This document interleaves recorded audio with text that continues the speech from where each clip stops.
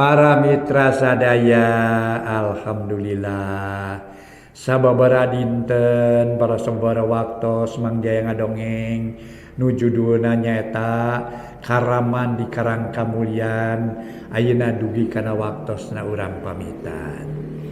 Saur ari salira bilih aya nu kasabit nami kasebat tempat. Hapunten sanes dihajat. Ieu tamah mung sakadar kalersan wungkul. Margi nya kitu nami nage tempat. Sareng mungkin nami aya sami anu sami hapunten sanes sana ngagambarkeun lakuning perlampahan para mitra. Ieu mah mung sakadar kalersan wungkul. Hatur nuhun oge para mitra kawargi-wargi sadaya. Saur rai salira hapunten anu kasuhun bilih kirang cenah naon teh kirang dina ngagambarkeun ieu dongeng. Pon kitu deui ti Mang Jaya para mitra nya kitu Mang Jaya ge nedah hapunten anu kasuhun. Bilih aya nu kasabit nami kasebat tempat hapunten ieu mah sanes nyaeta hartosna mah ngahaja nyebatan nami sareng tempat para mitra.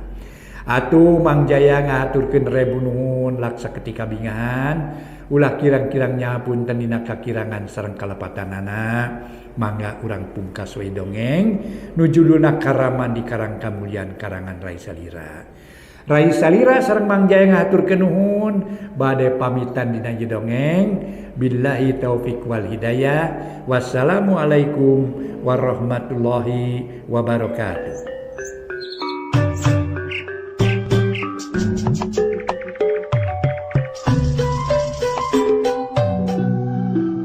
Para mitra anu mulia, wilujeng tepang dangu sareng acara matuh dongeng enteng pangbeberahmana. Mang Jaya sapara kanca bade neraskeun hanca dongeng nu katunda kamari carios nyambung judulna Karaman di Karang Kamulyan. Ieu dongeng para mitra karangan Rai Salira. Ayeuna nincak bagian ka 80. Mangga para mitra dongeng urang teraskeun deui sakumaha nu kauninga para mitra Basuntama.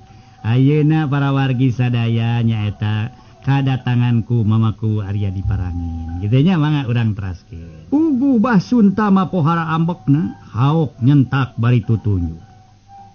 Setan sia. Unyuk ada adol si lain. Sa si lain make wani. Munghang campelakai ha? Sia tangtuna taca nyaho kada wawasen aing. Nepikeun kang aingna basa ka aing. Hayang modar siang bangsat. Basuntama pohara ambekeunana. Kituna bari teteh nyerag sagala rupa puguh panggung ge meuni inggeung. Jadi anjeun teh hayang nyaho ka kula. Ceuk mamakubu.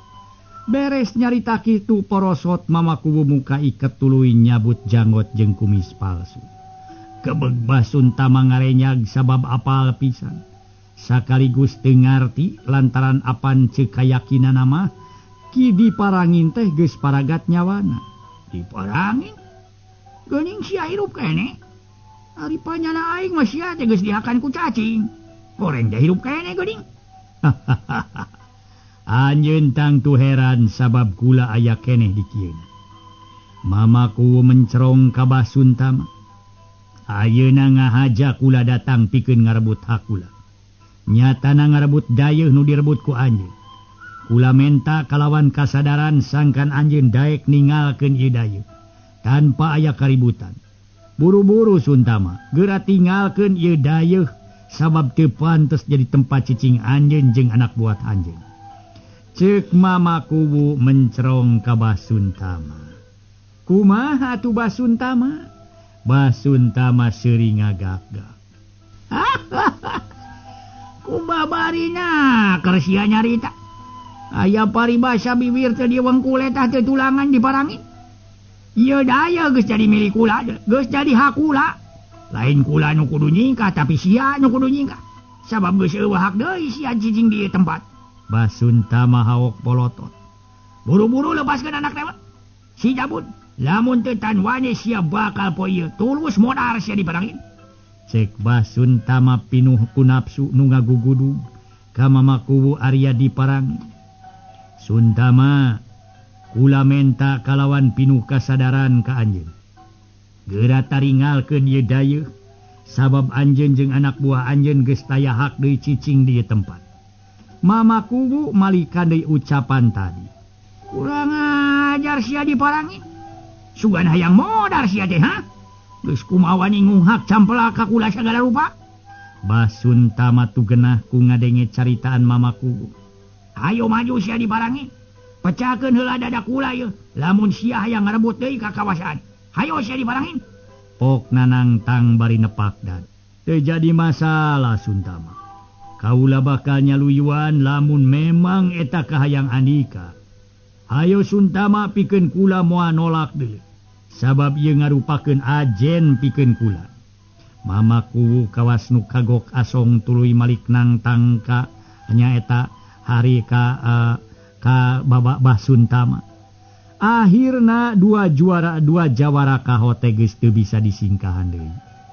Mamaku jeung Suntama tarung anggeus-anggeussan parebut ka kawasaan.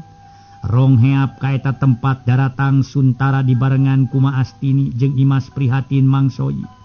Nu araya malencrong ka panggung ukur tinggal 2 jalma sabab Ki Jabud geus dibawa turun bari angger di santongan pesok lebah beheung. Nya kitu kene Ki Gomar teu bisa majar kumaha sabab dirina teu bisa gerak. Sedengkeun Suntama jeung Mama Kuwu geus silih pencrong bari panonduanana papada linghas nitenan gerak-gerik lawan. Seak Suntama mungaran muka serangan, dirina luncat bari ngajuralit kalawan dampal suku teu antepan deuk ngahanca beungeut Mama Kuwu. Mama Kuwu ge teu eleh rikat, dirina rikat luncat nyingkahan serangan Suntama. Celek Suntama napak. Tapi sakilat Suntama nyerang deui ka Mama Kuwu Arya diparangin dina kacepetan nu teu bisa dituturkeun ku mata. Mama Kuwu Arya diparangin rada walangah, seak cebet dadana kabeunangan ku dampal suku Suntama. Galeong Mama Kuwu ngagaleong bruk rubuh nang karak bengkang. Suntama teu ngantep nu keur nang karak dari timpah deui. Dampal suku deuk dipake nyerag dada Mama Kuwu.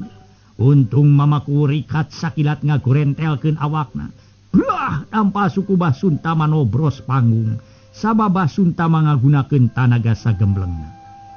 Suntama ugal-ugi rek nyabut suku. Hal eta digunakeun sahade-hadena ku Mama Kuwu. Sakilat Mama Kuwu luncat bari sukuna nyeleber. Seak cobrod tongong Suntama dijejek. Harita ngajurung kunung para mitra koleang milepas. Bru kana taneuh sabab panggung teh cukup. Pikeun pakalangan tarungnya teh cukup pikeun pakalangan tarung nu bener-bener mah. Korejat Suntama hudang deui nu geus ngajega Mama Kuwu hareupeunana. Geus ngajega hareupeun Mama Kuwu maksudna. Kurang ajar sia diparangin. Geus ngahina sia ka kula. Rasakeun je sia bakal modal deui. Seret Suntama nyabut tas bejimat. Meunang ngarebut tina tangan Mama Kuwu, pok Suntama cumarita barinya kakak. Hahaha diparangi. Ieu jimat sia bakal digunakeun ku kula. Pikeunana sia deui. Senjaka makan tuanya diparangin. Rasakeun ku sia ye. Teu ngalobakeun deui waktu. Suntama tuluy muterkeun eta jimat. Beuki lila beuki tarik muter marengan aya sinar hejo koneng kaluar. Tina eta jimat mangrupa ramat lancah. Beuki lila sinar ramat lancah beuki gede. Turta ngadeuketan ka Mama Kuwu. Mama Kuwu munur bari luncat ka tukang. Dirina sejang ngalawan ku ngagunakeun aji saepi geni. Satuluyna Mama Kuwu neungeul ti kajauhan. Heam! Hawa panas nyeleber muru lebah sinar ramat lancah. Dua kakuatan diadu, tapi tetela kakuatan Mama Kuwu Arya diparangin. Teu bisa metu lantaran katempo si ramat lancah. Ngadeuketan Mama Kuwu. Mama Kuwu munur sabab tanaga kateter ku tanaga simpenan Suntama. Ku nempo hal eta pramuda kawas nu teu tega nempo Mama Kuwu kadesek ku Suntama. Jeleng pramuda luncat tuluy ngawatek aji kalimusada. Langsung dina tahapan katilu wer sinar lamat lancah. Nu kaluara tina jimat nu dicepengku Suntama teh muru kalebah pramuda. Tapi tetela eta sinar teh bangun eueuh pangaruhna ka pramuda mah. Lantaran eta sinar teh lusles sabada nepi ka pramuda. Puguh Suntama ambekeun. Sup eta jimat diasupkeun kana sakuna. Seret Suntama nyabut keris Empu Barada tuluy diacungkeun ka luhur. Sia kabehnya tabaka tumpur ku kasaktian ieu keris deuleu. Sabab ieu keris ya jimat boga kula geus moal aya tandinganana deuleu. Mama Galung para mitra sadaya harita teh nyarita ka Pramuda. Ceuk Mama Galung bari nyebut Pramuda, ret Pramuda ngareret kalebah Mama Ajengan Galung. Pok Mama Ajengan Galung cumarita. Ieu gunakeun yeuh pokna. Lung Mama Ajengan Galung ngalungkeun hiji barang, kep ku Pramuda eta barang ditewak. Pramuda ngarasa kaget sabab tetela geuning. Eta teh Kai Binarung nu sababara waktu ka tukang leungit tina cekelanana sabab dicokot ku nu bogana. Pramuda heran sabab eta jimat teh geuning aya dina tangan Mama Galung, tapi teu lila dina kakagetna sabab dirina keur aya dina kaayan bahaya keur ngahareupan tarung. Sedengkeun Basuntama geus sayaga bari nyekal keris Empu Barada. Pok Basuntama cumarita bari mencrong kana keris. Hei keris jimat, keluarkeun jarum-jarum racun sarta podaran sakabeh musuh-musuh kula deuleu. Ceuk Basuntama bari ngacungkeun keris. Beres eta ucapan breng ribuan jarum racun ting belesat kaluar. Dina keris Empu Barada bangun hayang paheula-heula. Sorana meninga guru. Kunempo hal eta Pramuda gancang mata. Pramuda luncat muteran Basuntama bari jeung Kai Binarung dipake nakisan. Ribuan jarum racun. Puguh Basuntama pohara ambekeunana bari pok nyentak ka Pramuda. Kurang ajar sia Pramuda. Kiwari geus moal bisa ditawar deui sia bakal modar deuleu. Ceuk Basuntama tuluy mencrong deui kana keris pok cumarita. Hei keris Empu Barada, coba kaluarkeun racun leuwih ampuh pikeun mateni si Pramuda. Pokna deui. Para mitra pamiarsa, beres Basuntama nyarita. Harita ratusan jarum racun para mitra warnana beureum pating salir, pating belesat kaluar tina keris Empu Barada. Pramuda gancang masangkeun Kai Binarung, nu kakuatan eta keris jeh jeung jarum racun teh baralik deui. Turtat teu bisa dipungkir deui para mitra aya paribasa takdir teu beunang dipungkir kadar teu beunang disinglar. Papasten Gusti Yang Widi. Jarum-jarum racun narancep dina sakujur awak Basuntama. Gerok Basuntama ngagerok menit arikna keur tuluy awakna ngagubrag. Kontan sapadarita tutung katingali awak Basuntama. Ama, Ki Jabud ngagerok tuluy lumpat muru Basuntama nu keur gegerungan.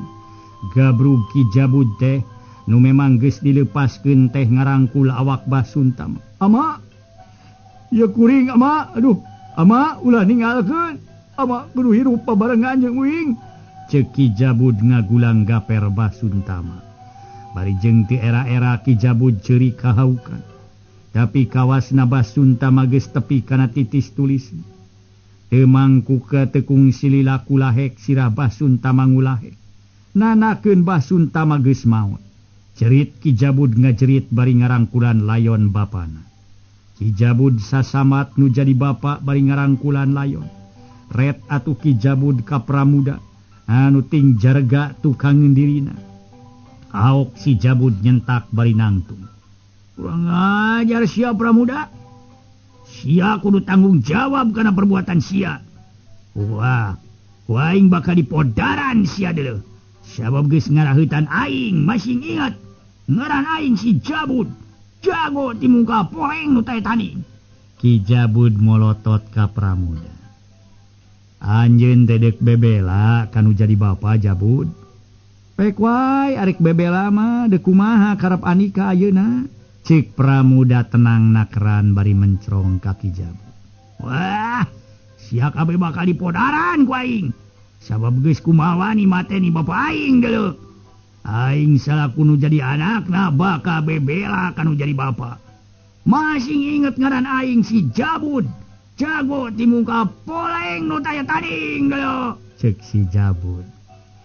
Demiceun waktu seak si Jabud ngirimkeun panarajang ka Pramuda.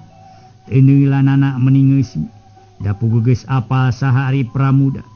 Tapi seret Pramuda kalawan gancang micin serangan si Jabud. Bari jeung seak cebet. Ki Jabud ujug-ujug kabenangan ku tenggelan Pramuda. Cungkel si Jabud ngajungkel. Tapi kawas nu bayangan dirina luncat bari nyerang Pramuda.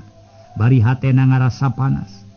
Akhirna Pramuda jeung si Jabud tarung bebeakan. Tapi dah memang si Jabud moal mampu ari kudu adu hareupan jeung Pramuda patutunggalanna. Si Jabud sababara kali kabenangan ku tenggelan Pramuda. Ku dasar eta si Jabud boga rasa moal kuat. Lamun kudu nuluykeun tarung jeung Pramuda. Sabab dirina bakal eleh jajaten. Pok si Jabud nyarita bari mencrong ka Pramuda. Pramuda, ku waktu ya kula ngaku kana kaunggulan pihak si laing. Tapi ingat, hiji waktu kula bakal ngaburak barik siasa para kanca. Tunggu balesan ti kula. Masing inget ngaran kula Ki Jabud. Jago timungkal poleng nu taya tanding. Cek si Jabud. Beres nyarita kitu dereg-deg si Jabud luncat. Ningalkeun pakalangan tarung. Pramuda maksuna deuk ngudag. Tapi gancang dicarek ku mamaku. Keun bae. Keun bae. Teu kudu diudag ujang. Keun sina kabur. Keun teu kudu diudag keun bae. Pokna ngahulag. Ka Pramuda nurek ngudag si Jabud. Ayeuna mah geus puguh. Atuh cenah para mitra sadaya kaayaanana. Kulantaran urang geus saralamet.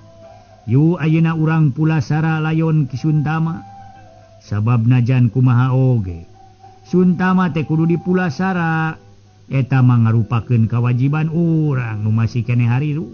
Cek mamaku Bu Arya Diparangi. Sedengkeun si Gomar mah tita tadi keneh geus ngiles ningalkeun eta tempat. Da puguh dirina geus eueuh harepan lamun kudu ngalawan. Iwati kitu dirina teu boga urusan da puguh dirina mah. Taya masalah jeung pihak mamaku Bu Arya Diparangi. Atuh da puguh apan pangna dirina datang ka tatar kulon tatar Gunung Ciremay oge. Sabab hayang ngadukeun ilmu kasakten jeung urang Gunung Ciremay. Dah, ngaing rek mulang deui we. Sabab taya urusan jeung aing. Ngaing mung cilaka teu bubugu. Kitu pamikir si Gomar, pangna tuluy ngiles maneh narek balik deui ka kulon. Sedengkeun mamaku Bu Arya Diparangin jeung nu sejena. Tuluy mulasara layon Bah Suntama. Beres ngurebkeun layon Bah Suntama. Pok mama ajengan galung cumarita. Ayeuna mah sagalana geus beres deui.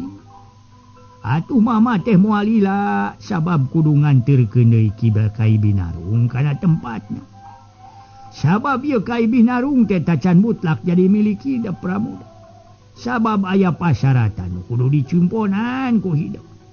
Lamun hidup geus bisa nyumponan eta syarat kana tangtu Kai Binarung bakal mulang sorangan ka hidup. Yuk mama kudu nganterkeun ieu Kai Binarung sabab mama ukur nginjem samentara. Cek mama ajengan galung. Para mitra pamiarsa. Beres nyarita kitu mama ajengan galung atuh terus ngaleos. Ningalkeun nu araya nu cenah deuk nganterkeun Kai Binarung ka guha Padepokan Sebaraga. Atuh para mitra anu memang masabab nama eta Kai Binarung teh tacan mutlak jadi milik Pramuda. Sabab Pramuda kungsi ngalanggar laranganan. Nyaeta parentah anu memang dilarangna. Pramuda ngarahu sabab hatena handeueul. Lantaran Kai Binarung tacan bisa kapimilik deui ku dirina. Tapi dirina teu ngarasa kuciwa teuing sabab dirina deuk nyumponan syarat pikeun ngamilik sagemblengna eta Kai Binarung. Ret Maastini ngareret ka Imas Prihatin nu keur nangtung. Ngareneng jeung Suntara. Holoyong Maastini ngoloyong nyampeurkeun tuluy nangtung. Bari mencrong ka Suntara pok Maastini cumarita. Ujang kasep anak ibu. Anak emak mate aya kahayang nu kudu ditedunan ku hidup. Kumahana hidup paka nyumponan kana kahayang emak. Pokna bari netep ka Suntara. Manggawe emak palai naon mate atuh. Cek Suntara malik netep ka Maastini. Maastini nemalan anggur teu nemalan kep nyekel dampalengeun Suntara tuluy leungeun sabelah deui nyapa. Nyekel dampalengeun Maa Imas Prihatin. Tuluy dampalengeun Suntara jeung Imas Prihatin dihijikeun. Puguh Imas Prihatin jeung Suntara teu ngarti ku polah Maastini pok Suntara tumanya. Naon hartosna mah? Ceuk Suntara ngareret ka Imas Prihatin. Mate ge sayang boga incu Suntara nyanu kapilih pikeun inung keur pilu incueun mate. Nyatana Imas Prihatin kumaha lamun hidup dikawinkeun jeung Imas Prihatin hidup duaan panuju pokna rutret ka Imas Prihatin jeung Suntara. Puguh para mitra Suntara jeung Imas Prihatin pohara kagetna ku ngadenge caritaan Maastini kitu. Suntara silih reret jeung Imas Prihatin. Nanaonan ieu teh mah? Hah? Nanaonan ieu teh? Ayeuna mah kieu bae jawab pananya emak. Nah hidup bogoh ka Imas Prihatin. Sok jawab pananya emak. Ulah dilila-lila pokona mah geura jawab ayeuna keneh. Sok jawab kumaha? Kumaha jawaban ti hidup? Kana pertanyaan emak nu bieu pokna bari neuteup ka Suntara. Suntara teu bisa nyarita tuluy ngareret ka Imas Prihatin. Maastini bangun surti ret ka Imas Prihatin pok tumanya.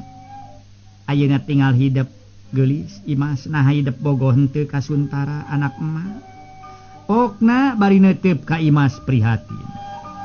Imas Prihatin teu ngajawab tapi tungkul bari kontan beungeutna beureum sabab ngarasa era ditanya perkara eta. Nyeh Maastini nyerenge sabab surti kana kaayaan hate Imas Prihatin harita. Puguh hadirina ge di awewe tang tungarti kana polah-polahna Imas Prihatin. Ayeuna mah laksana mak teh bakal tereh boga incu. Ma ngarasa bunga sabab hidup paduduaan. Tetela ngarti kana kahayang emak ceuk Maastini. Bear marah mai para mitra sadaya. Atuh memang harita ngarasa gumbira lantaran jiga-jiga nama antara Imas Prihatin jeung Suntara ge boa-boa lain boa-boa deui jiga-jigana hate nama mangka aya pikir kadua leutik hayang hirup rumah tangga. Atuh aya paribasa batu turun keusik naek kalapa tonggoheunana. Itu purun ieu daek sarua bogoheunana. Ayeuna mama kubu Arya diparangin nyarita ay mama ge bet eleh ku Maastini geuning. Sabab mama ge deuk tereh ngawinkeun Santini ka Pramuda. Sedengkeun mun bisa mah Santana teh daek sina kawin ka Marnina ceuk mamaku. Bari ngahehe seuri ngareret ka anak-anakna di dinya. Para mitra anu mulya anu pangheulana nyeletuk teh Santana eukeur mah eukeur eta kahayangna. Kahayang manehna cenah para mitra aya pikir kadua leutik terhadap kadiri Marnina. Kari-kari bapana ngajalanan. Atuh puguh we aya paribasa para mitra sadaya. Mobok manggih gorowong aya jalan komo mentas. Harita Santana nu nyarita nyelengkeun. Mangga emak mangga ceuk Santana nyeletuk bari ngahehe. Mangga teh mangga naon tana? Ceuk mamaku deui. Eta emak naonnya? Santana ngabalieur sabab ngarasa era. Ger sarerea seuri nempo pola Santana. Sedengkeun Marnina ngeluk tungkul bari beungeutna beureum ngarasa era. Para mitra anu mulia nu sami-sami ngabandungan ieu dongeng. Harita atuh galumbira luar biasa gumbirana. Anak celengkeung teh mangsoi nyarita. Aduh punten sunjeuk mah oge. Ampun deui. Sadaya tos kagungan pijodoheun. Sedeng pun emang. Duh kadenten kieu cacan keneh gaduh jogo. Ampun deui. Asa piraku pun mang bajiro we begitu. Punten atuh pangmilarikeun pijodoheun kaum pun mang atuh mama kubu. Punten sunjeuk mau ge. Cek Mang Soyi mencerong ka mama kubu. Nah daek Mang Soyi mun dikawinkeun eta kira-kirana geus sayang kawin. Aduh sumun punten sumun cek mangge. Daek lamun ku kuring dibere pijodoeun. Aduh punten sumun cek mangge. Eta pisan nu diantos teh mun. Bener. Aduh sumun mama kubu lah. Pun mang teh kersa ditikahkeun kana pilihan mama kubu punten sumun cek mangge. Cek Mang Soyi giak nemalan. Kuring teh geus boga pijodoeun pikeun Mang Soyi nyatana Bu Een. Kumaha Mang Soyi daek? Aduh. Ampun deui. Sumun cek mangge mangga sunya pun mah. Bade kersa pisan iraha sumun mang bade. Eta ditepangkeun sareng Bu Een teh. Punten sumun cek mangge. Cek Mang Soyi dari anaker. Nya Bu Een eta entog kukutan kuring kumaha daek Mang? Cek Mangku, mamaku bari nyerengi. Aduh, ampun deui. Mang Soyi ngusap dada para mitra ger salesrea saleserian. Meniti pating barakatak ngadenge caritaan mamaku. Sedengkeun Mang Soyi masih koneng sabab ngarasa era. Diheureyan ku mamaku. Borona dirina geus giak sugan teh jeung sanyana horeng ukur ngaheureyan. Dongeng na tamat di para mitra sadaya. Dina dongeng kagamar para wargi kumaha cenah para wargi kalakuan Basuntama akhirna tiasa dilumpuhkeun. Kitu para mitra sadaya ulah kirang-kirang nya ngahapunten dina kakirangan sareng kalepatanana. Sapunyere pegat simpai paturai patepang deui wilujeng kantun bae. Insyaallah enjing urang gentos ku dongeng anu sanes. Mangga wilujeng kantun.